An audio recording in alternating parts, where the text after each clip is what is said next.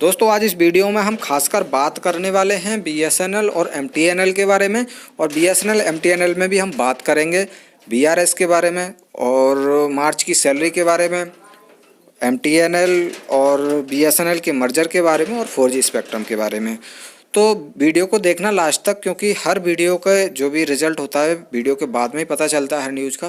तो वीडियो को लास्ट तक देखना, स्किप नहीं करना, क्योंकि आप लोग स्किप कर देते हैं फिर आप लोगों के कुछ डाउट बच जाते हैं। तो इसलिए वीडियो को पूरा देखा करिए। और चलिए ज़्यादा टाइम न लेते हुए हम वीडियो को करते हैं शुरू। तो सबसे पहले हम बात कर लेते हैं बीएसएनएल और एमटीएनएल की मार्च की सैलरी के बारे में। तो फरवरी की सैलरी दी जा चुकी है और मार्च की सैलरी भी अब जल्दी ही आप लोगों को मिल जाएगी। मार्च की सैलरी के बारे में बताएं तो आज मार्च की सैलरी आज पड़नी शुरू हो रही है और ये सैलरी सर्कल वाइज डाली जाती है, एक साथ सैलरी नहीं पड़ती है, सर्कल वाइज सैलरी पड़ती है। तो गाइस सर्कल वाइज सैलरी जैसे जिसका सर्कल पहले आ जाता है सिर्फ जिसमें डालनी शुरू करते हैं उस हिसाब से डालते हैं। और कभी कभी क्या होता है कि एक दिन में ही सैलरी हर सर्कल की डाल देते हैं, लेकिन कभी कभी लेट हो जाता है कि एक सर्कल की आज डाल दी या 2 सर्कल की डाल दी और अगले आगे डालेंगे। तो इस तरीके से अगर आज जितने लोगों की भी सैलरी पड़ती है, देखते कितने लोगों की पड़ जाती है, कितने सर्कल की पड़ती है। अगर आप लोगों की सैलरी नहीं पड़ पाती है तो चिंता करने की कोई बात नहीं, क्योंकि सैलरी आप लोगों को 14 अप्रैल तक हर किसी की सैलरी इसमें मिल जाएगी। किसी की भी सैलरी बचेगी नहीं, हर किसी की सैलरी 14 अप्रैल तक मिल जाएगी जो रेगुलर एम्प्लॉयज़ हैं उनकी।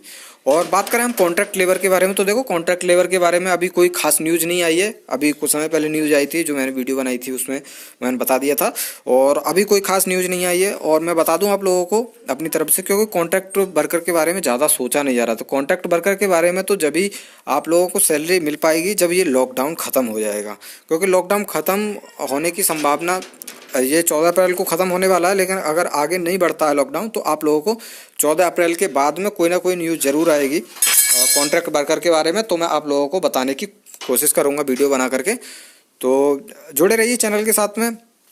और आगे हम बात करें बीआरएस के बारे में, तो बीआरएस का फर्स्ट इंस्टॉलमेंट तो सभी लोगों को मिल चुका है। अब सेकंड इंस्टॉलमेंट के लिए भी पैसा आ चुका है 10,000 करोड़ रुपए, जो कि मैंने वीडियो आप लोगों को बना करके बता दिया है। तो अगर वो वीडियो नहीं देखी तो वो वीडियो आप चैनल पर जाके देख सकते हैं। तो और आगे अगर हम बात करें 4G स्पेक्ट्रम के बारे में, तो देखो 4G स्पेक्ट्रम पर काम एकदम तेज़ी से चल रहा था, लेकिन ये लॉकडाउन की वजह से वो भी सब ठप पड़ गया है, क्योंकि गवर्नमेंट के सारे काम ठप पड़ गए हैं। बिल्कुल लॉकडाउन हो गया है, कोई भी किधर से आ जा नहीं रहा है और बिल्कुल कोई भी काम नहीं हो रहा है। मतलब बिल्कुल एकदम से ठप है हर काम, चाहे गवर्नमेंट का कोई भी काम हो, और मोस्टली प्राइवेट काम भी सब बंद कर दिए। लॉकडाउन का मतलब यही होता है कि कोई भी काम नहीं किया जाएगा, केवल घर में रहना है।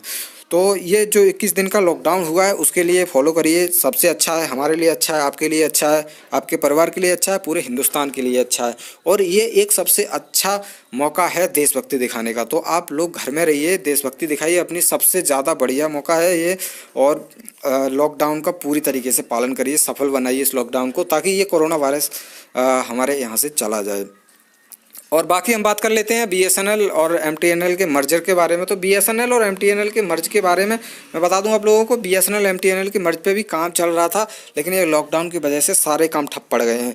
तो अगर आपको देखा जाए कि अगर बीएसएनएल मर्ज होगा, तो बीएसएनएल मर्ज होने के लिए मैं पहले भी एक वीडियो बना चुका था, उसमें मैंने बताया था कि जुलाई के बाद ही मर्ज होने की संभावना है। क्योंकि अभी जो फिलहाल काम चल रहा था बीएसएनएल का, सबसे ज़्यादा तेज़ी से वो 4G स्पेक्ट्रम पे काम कर रहे थे, क्योंकि 4G स्पेक्ट्रम पे काम करना उनको बहुत ही ज़्यादा ज़रूरी था। सारी कंपनियों के पास में, जितने भी टेलीकॉम सेक्टर की कंपनियाँ हैं, सभी के पास 4G स्पेक्ट्रम था, और उसकी वजह से वो अपने यूजर बेस को बढ़ा रहे थे लगातार, और बीएसएनएल को इसी वजह से पछड़ना पड़ा। सबसे पीछे बीएसएनएल इसीलिए रह गया क्योंकि उसके पास 4G स्पेक्ट्रम नहीं था, और उसका जो रेवेन्यू जितना भी कमता था उसका रेवेन्यू मैक्सिमम वो सैलरी में दे देता था, और बाकी जो खर्चा होते थे वो उस पर कर्ज होता गया, और इसलिए ये कंपनी सबसे ज़्यादा घाटे में चलती चली गई।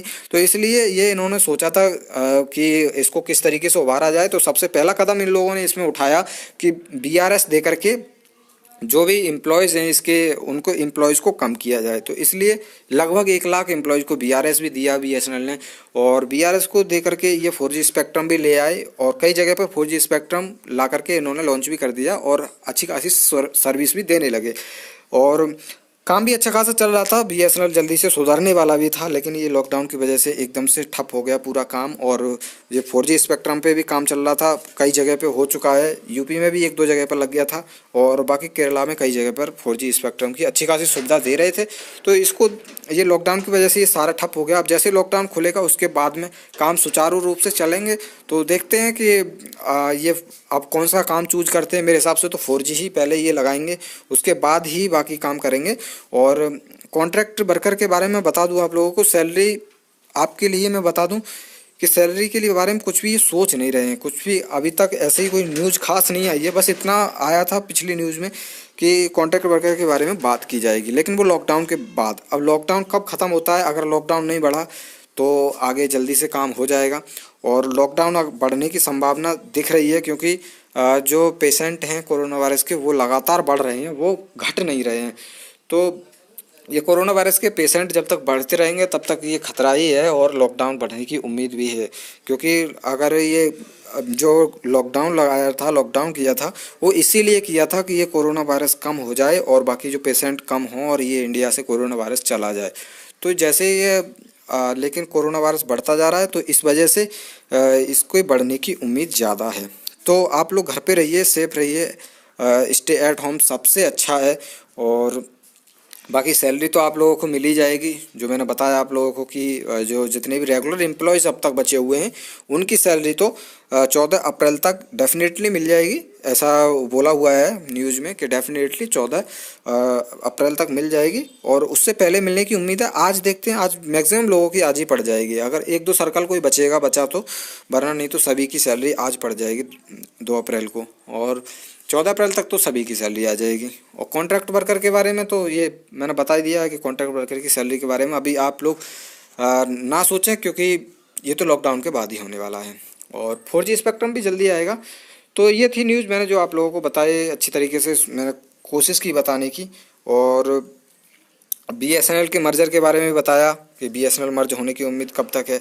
बीएसएनएल की थोड़ा सा हम फ्यूचर के बारे में भी थोड़ा सजेस्ट कर सकते हैं, थोड़ी सी बात कर सकते हैं कि बीएसएनएल आगे सुधर पाएगा या नहीं सुधर पाएगा, या फिर इसी तरीके से कंडीशन जो अभी चल रही है कि मतलब जो एम्प्लॉयज़ की सैलरी नहीं दे पा रहा, यूज़र बेस भी बहुत ज़्यादा कम हो गया है, तो क्या ये लगातार ऐसे ही चलता रहेगा? देखो मैं बता दूं आप लोगों को, ये लगातार ऐसा नहीं चलेगा। और क्योंकि जैसे ही 4G आ जाएगा तो ये बीएसएनएल सबसे अच्छी सुविधा देता है, सबसे अच्छी कंपनी है, सबसे अच्छा ऑपरेटर है ये। क्योंकि ये हर जगह पे सुविधा देता है, ऐसी ऐसी जगह पर सुविधा देता है जहाँ पर बाकी जो दूसरी प्राइवेट कंपनियां हैं वो कभी पहुँच ही नहीं सकती। तो उन जगहों पर जब ये सर्विस देता है तो सबसे ज़्यादा बेस्ट ऑपरेटर है ये, और लोग इसको पसंद भी करते हैं। लेकिन लोगों ने इसको क्यों पसंद करना छोड़ दिया, क्यों इसका यूजर बेस घट गया? वो इसलिए घट गया क्योंकि जो सर्विस इसकी थी, थोड़ी सी इसकी सर्विस घटिया हो गई दूसरों के मुकाबले। क्योंकि जियो जैसे ही आ गया 4G लेकर आया, बाकी दूसरी कंपनियां भी तुरंत से 4G ले ली, लेकिन बीएसएनएल को 4G नहीं मिला, और इस वजह से इसका यूजर बेस घट गया। और जब इसके पास भी 4G हो जाएगा और बाकी दूसरी कंपनियों के पास भी 4G होगा तो फिर लोग इसको ज़्यादा पसंद करेंगे, क्योंकि ये सस्ता भी है और अच्छा भी है, सर्विस भी एकदम बेस्ट है इसकी। तो यूजर बेस जैसे ही बढ़ेगा तो रेवेन्यू बढ़ जाएगा, और रेवेन्यू बढ़ा तो फिर ये इनका मैनेजमेंट सिस्टम फिर से सुचारू रूप से चलने लगेगा जैसा कि पहले चल रहा था। तो ये अच्छी तरीके से काम भी करने लगेंगे। तो बीएसएनएल की सुधरने की ज़्यादा उम्मीद है। और बीएसएनएल के क्योंकि ये अगर नहीं सुधरी, इसकी स्थिति नहीं सुधरी, तो इसको बंद भी करना पड़ सकता है। लेकिन ऐसा होगा नहीं, क्योंकि अगर इसको बंद कर दिया गवर्नमेंट ने तब तो और भी ज़्यादा दिक्कत हो जाएगी यूजर के सामने, क्योंकि सबसे ज़्यादा यूजरों के लिए दिक्कत होने वाली है। क्योंकि यूजर जो प्राइवेट कंपनियां हैं वो मनमानी करने लगेंगी। जैसा कि अभी आप देख ही रहे हैं कि जियो ने पहले तो फ्री दिया था बिल्कुल, उसके बाद में प्लान अपने निकाल दिए, और प्लान के बाद में फिर आईयूसी चार्ज भी उन्होंने लगा दिया। क्योंकि पहले से आईयूसी चार्ज वो खुद पे कर रहे थे, लेकिन अब फिर जब उन्होंने देख लिया कि मार्केट में कोई ज़्यादा बड़ी कंपनियां नहीं बची हुई हैं, और इस वजह से उन्होंने अपना आईयूसी चार्ज भी लगाना शुरू कर दिया। तो क्योंकि प्राइवेट कंपनियां मनमानी करेंगी अगर गवर्नमेंट कंपनी कोई नहीं रहेगी तो इसलिए बीएसएनएल को रहना बहुत ही ज़्यादा ज़रूरी है, और इसको सुधरना भी बहुत ज़रूरी है। इसका मैनेजमेंट सिस्टम जब तक नहीं सुधरेगा तब तक ये प्राइवेट कंपनियां इसको कुछ समझेंगी नहीं और अपनी मनमानी करेंगी, जैसे कि अभी कर ही रही हैं।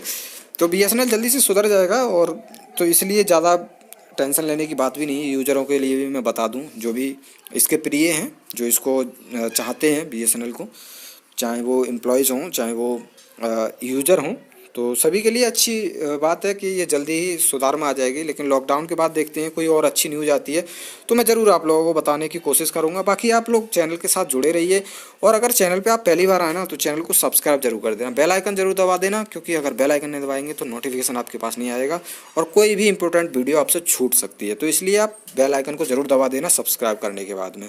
और वीडियो अच्छी लगी हो तो इसको शेयर कर देना अपने दोस्तों के साथ में, और बाकी इसको लाइक ज़रूर कर देना, क्योंकि लाइक से, आपके लाइक से कुछ मुझको मिलता नहीं है, लेकिन थोड़ा सा मोटिवेशन मुझे ज़रूर मिलता है, ताकि मैं अगली वीडियोज़ आप लोगों को टाइम पे बनाकर दे पाऊँ और आप लोगों से कोई भी इम्पोर्टेंट न्यूज़ मिस ना हो।